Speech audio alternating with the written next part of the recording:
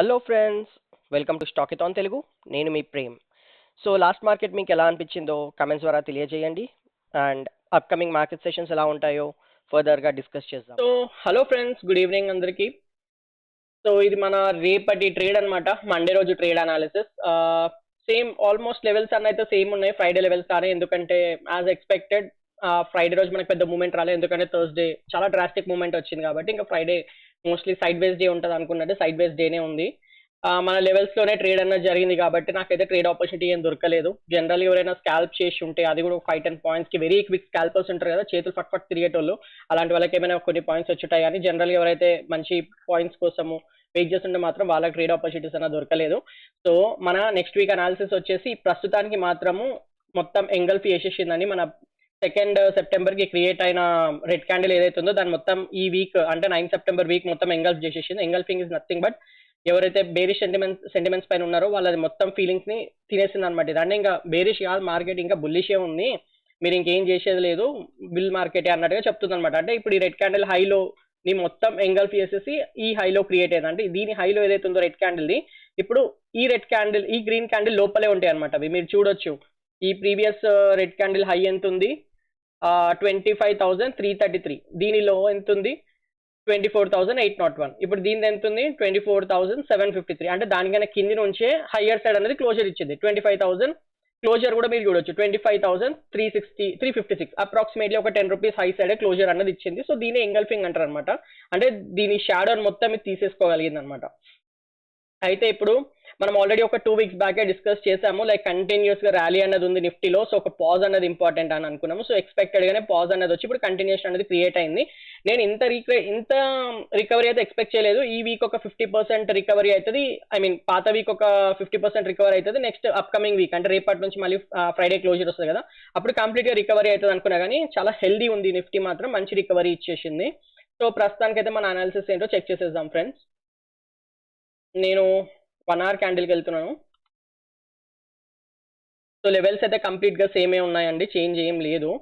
ఇప్పుడు మనం ఏమనుకున్నాము, ఒకవేళ ఈ జోన్ మధ్యలో ఉంటే మాత్రము మేబీ ఒక టైనీ స్కాల్ప్స్ దొరుకుతాయి, అంతకుమించి అయితే ఎక్స్పెక్ట్ చేయలేమని అనుకున్నాం కదా. సో అలానే మనకు ఆల్మోస్ట్ ఈ జోన్ లోపలే మూవ్మెంట్ అన్నది వచ్చింది. ఇక్కడ నుంచి ఇక్కడ వరకు మేబీ వెళ్తుందేమో అనుకున్నాం, కానీ అక్కడ వరకు కూడా వెళ్ళలేదు. సో ఎవరైనా వెరీ క్విక్ స్కాల్పర్స్ ఉంటే మేబీ కొన్ని టైనీ పాయింట్స్ గ్రాస్ప్ చేస్తుంటారు, కానీ లేకపోతే మాత్రం స్టాప్ లాసెస్ తప్ప ఏముండదు ఇలాంటి మార్కెట్లో. నేనైతే ట్రేడ్ అన్నది తీసుకోలేదు, ఎందుకంటే నేను అంత క్విక్ స్కాల్పర్ కాదు, నా ఫింగర్స్ అంత ఫాస్ట్గా వర్క్ చేయవు. సో నేనైతే స్లోగానే చేసుకుంటాను ఏదున్నా కూడా. సో మీరు ఎవరైనా ట్రేడ్ తీసుకొని మీకు ఏమైనా పాయింట్స్ వచ్చి ఉంటే నాకు కమెంట్స్ ద్వారా తెలియజేయండి ఫ్రెండ్స్. సో రేపు వచ్చేసి మనకు ఫ్లాట్ ఓపెనింగ్ కనుక జరిగింది అనుకోండి, అది చాలా ఇంపార్టెంట్. మళ్ళీ ఈ జోన్ లోపల మాత్రం ఉండదు, ఈ జోన్ లోపల ఉంటే సేమ్ ఇలాంటి మూమెంటే వస్తుంది. ఇది బ్రేక్అవుట్ అయిన తర్వాత, అంటే yellow line previous day high ఏదైతుందో అది బ్రేక్అవుట్ ఇచ్చిన తర్వాత నథింగ్ బట్ 25,435 లెవెల్స్ బ్రేక్అవుట్ ఇచ్చిన తర్వాత రీటెస్ట్ లో మనం ఎంటర్ అవ్వచ్చు. ఎంటర్ అవుతే కంప్లీట్ గా మన టార్గెట్ వచ్చేసి ఫస్ట్ 25,550 పెట్టుకోవచ్చు, దాని తర్వాత మెల్లిమెల్లిగా ట్రైల్ చేస్తూ వెళ్ళొచ్చు ఫ్రెండ్స్. అల్టిమేట్ టార్గెట్ వచ్చేసి మన ఫిబొనాచి ట్రెండ్ త్రూ వచ్చే మనకి ఏమొచ్చిందంటే 25,685 లెవెల్స్ అన్నది మనకు వచ్చింది ఫ్రెండ్స్. అక్కడ వరకు వెళ్ళొచ్చు, ఒక్క రోజులో వెళ్ళకపోవచ్చు. సో మనం జాగ్రత్త ట్రైల్ చేస్తే కూర్చోవాలి. అండ్ ఇంకొకటి, ఒకవేళ అదే ఫ్లాట్ ఓపెన్ అయ్యి ఫర్దర్ డౌన్ సైడ్ వస్తే నాకు ఇవి మొత్తం ఈ ట్రెండ్ లైన్ దగ్గర నాకు ఆపర్చునిటీ దొరికితే తీసుకుంటాను. ఈ ప్రీవియస్ వీక్ 50% అంటే 25,068 లెవెల్స్ ఉన్నాయి కదా, నాకు అక్కడ ఆపర్చునిటీ దొరికినా కూడా నేను హయ్యర్ సైడ్ వెళ్తా. ఇది మొత్తం హెవీ లిక్విడేషన్ జోన్ అనమాట. ఇది బ్రేక్ డౌన్ అయినాకనే మనకు ఫాల్ అన్నది ఉంటుంది, కానీ ఇక్కడ మాత్రము దొరికితే నేను అస్సలు వదలను, పక్కా పొజిషన్ క్యారీ చేస్తాను. ఎందుకంటే నేను బులిష్ ఉన్న మార్కెట్లోకి ఇంకొక మంచి క్యాండిల్ అయితే నేను ఎక్స్పెక్ట్ చేస్తున్నాను. కింది నుంచి అయినా హయ్యర్ సైడ్ కింది నుంచి విక్ ఫామ్ అయ్యి హయ్యర్ సైడ్ క్లోజ్ అవ్వచ్చు, లేకపోతే ఆటోమేటిక్ ఇక్కడ నుంచి హయ్యర్ సైడ్ అన్నది వెళ్ళిపోవచ్చు. అది ఎలా ఉంటుంది అన్నది మనకు ఒక 1 డేలో తెలిసిపోతుంది. అంటే mostly Monday or else worst కేసులో ట్యూస్డే వరకు మనకు క్లారిటీ అన్నది వస్తుంది. కిందికి రీట్రేస్ అయ్యి ఇక్కడ కనుక నాకు ఆపర్చునిటీ దొరికితే I'll be very happy, positional carry చేస్తాను. నేను ఇక్కడ పొజిషనల్ క్యారీ చేద్దాం అనుకున్నాను, కానీ అదే రోజు మొత్తం ఈ డ్రాస్టిక్ మూవ్మెంట్ అన్నది వచ్చింది. సో మళ్ళీ నాకు ఇక్కడ ఆపర్చునిటీ దొరికితే నేను వదలను. సో అప్పుడు ఇక్కడ కనుక నాకు దొరికితే నా ఫస్ట్ టార్గెట్ వచ్చేసి ఇది ఉంటుంది అనమాట, 25,292 ఉంటుంది. అండ్ అది కూడా ఫర్దర్ గా బ్రేక్అవుట్ ఇస్తే కంప్లీట్ గా ప్రీవియస్ ఆల్ టైమ్ హై ఉంటుంది, 25,343 లెవెల్ ఉంటుంది.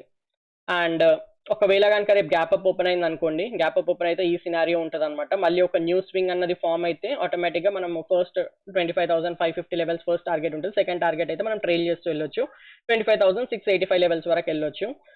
అండ్ గ్యాప్ అప్ ఓపెన్ అయ్యి ఫర్దర్ గా డౌన్ సైడ్ ఈ సెటప్ కూడా రావచ్చు అనమాట. సో గ్యాప్ అప్ ఓపెన్ అయ్యి ఫర్దర్ గా డౌన్ సైడ్ వస్తే మన ఈ జోన్ ఏదైతే ఉందో ఈ జోన్ లో మనకి ఎక్కడ కూడా బులిష్ ఎంట్రీస్ దొరికినా, ఐ మీన్ ఎంట్రీ ప్యాటర్న్స్ దొరికినా నేనైతే ట్రేడ్ తీసుకుందాం అనుకుంటున్నాను ఈ లెవెల్స్ దగ్గర. Like previous day or else all time high levels దగ్గర మనకి ఏమైనా ఎంట్రీ ప్యాటర్న్స్ దొరికితే నేను ఫర్దర్ గా హై సైడ్ ఒక రిస్క్ తీసుకుంటాను.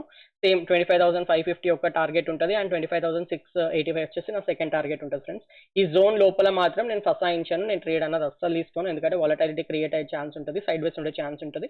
నేను ఒక బయర్ని కాబట్టి నాకు పెద్ద యూజ్ ఉండదు అక్కడ చేయడం తోటి. సో దట్స్ ఇట్ ఫ్రెండ్స్, అన్ని సినారియోస్ డిస్కస్ చేసేసాము. ఇంతకు మించి అయితే నాకు ఏం కనిపించట్లేదు. నెక్స్ట్ బ్యాంక్ నిఫ్టీ కూడా చూసేద్దాం ఫ్రెండ్స్. ఫ్రెండ్స్, మీకు కనుక నా ఎఫర్ట్స్ నచ్చినట్లయితే స్టాకిథాన్ తెలుగుని లైక్ చేయండి, సబ్స్క్రైబ్ చేయండి, అలాగే రెగ్యులర్ నోటిఫికేషన్స్ కోసం బెల్ ఐకాన్ని కూడా ఎనేబుల్ చేయండి. సో ఫ్రెండ్స్, బ్యాంక్ నిఫ్టీ కూడా మంచి క్లోజర్ అన్నది ఇచ్చింది. వీక్లీ క్యాండిల్ ఓపెన్ చేస్తున్నాను. సో చూడొచ్చు, ఇది కూడా చాలా బాగా ఎంగల్ఫ్ చేసేస్తుంది కంప్లీట్. కాకపోతే ఇదే అనమాట బ్యాంక్ నిఫ్టీలో ఉన్న ప్రాబ్లమ్. సో ఎవరైతే 12th ఆగస్ట్ నుంచి 3 weeks నుంచి ట్రేడ్ చేశారో వాళ్ళకి పెద్ద మూమెంట్ అన్నది రాలేదు. ఈ ఒక్క వీక్ అంటే ఈ లాస్ట్ 2 weeks ఎవరైతే ట్రేడ్ తీసుకున్నారో బేరిష్ సైడ్ ఉన్నా బుల్లిష్ సైడ్ ఉన్నా 2 weeks లోనే మంచి ప్రాఫిట్ అన్నది వచ్చింది. సో బ్యాంక్ నిఫ్టీలో ఉన్న నెగటివిటీ ఇదే అనమాట. మనం ఒక 20 రోజులు ట్రేడ్ చేసాం అనుకోండి, ఆ 20 రోజులకి వెళ్ళి ఓ 18 రోజులు వేస్ట్ అవుతున్నాయి అనమాట. లాస్ట్ 2 days ఉంటుంది చూడండి, అంటే ఏదో ఒక 2 days అప్పుడు మాత్రమే మూమెంట్ వస్తుంది. చూడండి అసలు ఎంతెంత పెద్ద పెద్ద విక్స్ ఫామ్ అయినాయి చూడండి. 12th ఆగస్ట్కి, ఆ 12th ఆగస్ట్ వీక్ ఒకటి, ఇంకా 1 dayలో పెడితే మీకు ఇంకా క్లారిటీ ఉంటుండొచ్చు. Let me try. సో నేను చెప్పేది ఏం లేదు, సింపుల్గా ఇక్కడ నుంచి హయ్యర్ సైడ్ వెళ్ళడానికి ఎంత స్లోగా వెళ్ళింది చూడండి. ఆల్మోస్ట్ ఇట్ టుక్ లైక్ ఇక్కడ నుంచి లెక్క పెడితే 15 days పట్టింది మూమెంట్ రావడానికి. ఆ 15 days మూమెంట్ మొత్తం ఒకటే రోజు పడిపోయింది, 6th September రోజు. సో ఆ మూమెంట్ ఎవరైతే బేరిష్ మూమెంట్ క్యాప్చర్ చేసిరో వాళ్ళకి మంచి పాయింట్స్ వచ్చి ఉంటాయి. మనం క్యాప్చర్ చేసినామా చేయలేదా పక్కన పెడితే జస్ట్ మార్కెట్ సెంటిమెంట్ చెప్తున్నమాట, అంటే బ్యాంక్ నిఫ్టీలో ఎలా ఉంది అన్న. దాని తర్వాత 9th September ఎవరైనా మళ్ళీ లాంగ్ వెళ్ళి ఉంటే జస్ట్ 1 2 3 4 5 days లోనే మొత్తం మీద అంతా కవర్ చేసుకుని ఇంకా హైయర్ సైడ్ వెళ్ళిపోయింది. అంటే ఇక్కడ 15 days నుంచి పాపం వెయిట్ చేసిన వాళ్ళ పని మొత్తం బిస్కెటే. ఈ లాస్ట్ 5 days to 6 days ఏదైతే ఉందో అక్కడ మాత్రమే బెస్ట్ మూమెంట్స్ అనేవి వచ్చినాయి అనమాట. సో ఇలా ఉంటుంది బ్యాంక్ నిఫ్టీలో. అండ్ ఇంతమంది ట్రాప్ అయిపోయినారు, చాలా మంది క్యాపిటల్స్ అనేవి పోతాయి ఇలాంటి ఏరియాస్ లో. ఎందుకంటే రీటైలర్స్ జనరల్లీ గ్రీడ్ ఎక్కువ ఉంటుంది, పేషెన్స్ తక్కువ ఉంటుంది, లక్కీ లాటరీస్ కొట్టాలన్న మైండ్ సెట్ ఉంటుంది కాబట్టి ఎక్కువ క్యాపిటల్స్ పెట్టేస్తారు. ఆ మార్కెట్ ఇలా ఉంది, ప్రీవియస్ బిహేవియర్ ఇలా ఉంది అని చెప్పి కూడా వాళ్ళు ఆలోచించకుండా వస్తుందేమో ఈ రోజు మూవ్ అని చెప్పి ఎక్కువ డిప్లాయ్ చేస్తారు. సో దానివల్ల పోతుంది అనమాట. మార్కెట్లో బిగ్ ప్లేస్ కావాల్సింది కూడా అదే అనమాట. 15 days తిన్న తర్వాత ఇంకా ఈ 5-6 days లో మంచి మూవ్మెంట్ అన్నది వచ్చింది. అందుకే పేషెన్స్ అనేది చాలా ఇంపార్టెంట్ మార్కెట్లో ఫ్రెండ్స్. సో మన రేపటి అనాలిసిస్ ఏంటో చెక్ చేసేసాము. సేమ్ థింగ్, లెవెల్స్ ఏం చేంజ్ అన్నది లేదు ఫ్రెండ్స్, ఎందుకంటే మూమెంట్ ఏం రాలేదు ఇందులో కూడా. సో 1 hour క్యాండిల్ రేపు కనుక మనకు ఫ్లాట్ ఓపెనింగ్ జరిగింది అనుకోండి, ఈ జోన్ బ్రేక్అవుట్ ఇచ్చిన తర్వాత ఈ జోన్ వాల్యూస్ వచ్చేసి మనకి ఇక్కడే ఉన్నాయి.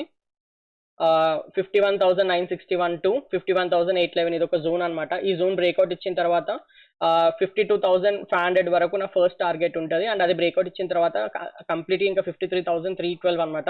అంతవరకు వెళ్ళకపోయినా కూడా ట్రైల్ చేయొచ్చు. వన్ గుడ్ థింగ్ ఏంటంటే మనకి మధ్యలో ఎక్కడ హర్డిల్స్ అన్నవి లేవు.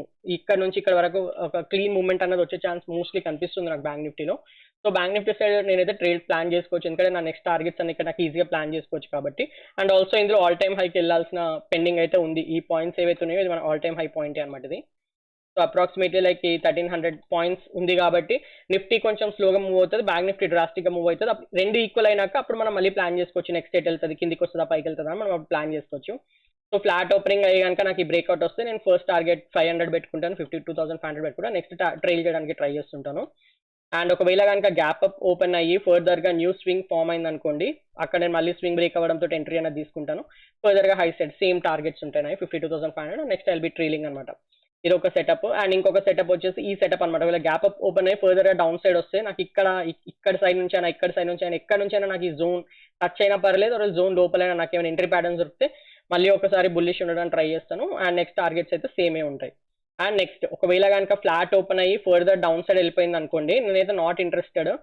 అయితే ఇక్కడ సైడ్ నాకు బ్రేక్అవుట్ అయిన ఇవ్వాలి, అంటే ఇక్కడ నుంచి మళ్ళీ ఇటు వచ్చి ఇక్కడ బ్రేక్అవుట్ ఇచ్చిన తర్వాత నేను ఇక్కడ ఎంటర్ అవుతాను. అంటే ఈ జోన్ పైన ఏమున్నా కూడా ఎంట్రీ ప్లాన్ చేసుకుని సింపుల్ చెప్పాలంటే జోన్ పైన అనమాట. ఎక్కడ ఓపెన్ అయినా సరే ఆ జోన్ పైన నాకు ఎక్కడైనా ఎంట్రీ ప్యాటర్న్స్ వస్తే ఫర్దర్ హై సైడ్ వెళ్తాను. అండ్ ఇంకొక ప్యాటర్న్ ఏంటంటే ఒకవేళ గ్యాప్ డౌన్ ఓపెన్ అయినా లేకపోతే ఫ్లాట్ ఓపెన్ అయ్యి కిందికి వచ్చినా కూడా నాకు ఈ లెవెల్స్లో ఎక్కడైనా నాకు హయ్యర్ సైడ్ వెళ్ళే ఛాన్స్ దొరికితే నేను ఈ సైడ్లో నేను మళ్ళీ ఒక ఎంట్రీ అనేది ప్లాన్ చేసుకుంటే అప్పుడు నా ఫస్ట్ టార్గెట్ వచ్చేసి 51,750 అంటే బ్లాక్ లైన్ ఉంటుంది. నేనైతే ఎక్స్పెక్ట్ చేస్తున్నాను ఇక్కడ వరకు కూడా రావచ్చు, ఆశ్చర్యం ఏం లేదు, ఎందుకంటే జనరల్లీ ఒక విక్ చేసుకొని హయ్యర్ సైడ్ అనేది క్లోజర్ ఇస్తుంది. అండ్ బ్యాంక్ నిఫ్టీ కూడా కొంచెం స్లో ఉంది కాబట్టి ఇప్పటి వరకు అయితే స్లోనే ఉంది, బట్ నెక్స్ట్ వీక్ ఎలా బిహేవ్ చేస్తుందో మనకు తెలియదు ఓపెనింగ్ తోటి అనమాట. ఒకవేళ గ్యాప్ డౌన్ ఓపెనింగ్ అయితే మాత్రం ఇక్కడికి వచ్చే ఛాన్స్ ఉంటుంది. ఒకవేళ గ్యాప్ అప్ ఓపెనింగ్ అలాంటివి జరిగితే మాత్రం ఇవన్నీ హోప్స్ ఏం లేవు, డైరెక్ట్గా పైసలు వెళ్ళిపోతుందని నేను అనుకుంటున్నాను. That's it friends, thank you.